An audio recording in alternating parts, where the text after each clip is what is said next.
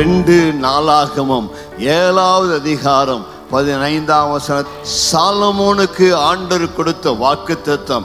Solomon தேவனுடைய ஆலயத்தை பிரதிஷ்டை செய்த பொழுது சாலமோன் ஆண்டவத்தில் கேட்கிற, ஆண்டவரே இந்த ஆலயத்தில் வந்து பலருமை நோக்கி கூப்பிடுவாங்க, பல தேவைகளோடுமை நோக்கி செபிப்பாங்க.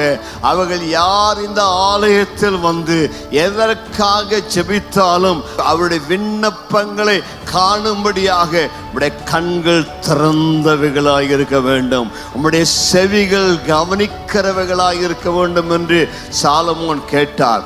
இந்த ஆகஸ்ட் மாதத்தில் உங்கள் தேவைகள் எதுவாக இருந்தாலும், உங்கள் சூழ்நிலை எதுவாக இருந்தாலும், உங்கள் பிரச்சனை எதுவாக இருந்தாலும் அவரை நீங்கள் விசுவாசித்து அவருடைய சமூகத்தில் ஓடி வந்து உங்களை நீங்கள் தாழ்த்தி உங்கள் பாவத்தை அறிக்கையிட்டு, எனக்கு இறங்கும் தேவனே, எனக்கு செவிகொடும் தேவனே, என் விண்ணப்பத்தை கவனித்துள்ளும் என்று நீங்கள் கேட்டால் உங்கள் விண்ணப்பத்தை கேட்பார். கர்த்தருக்கு மகிமை உண்டாவதாக.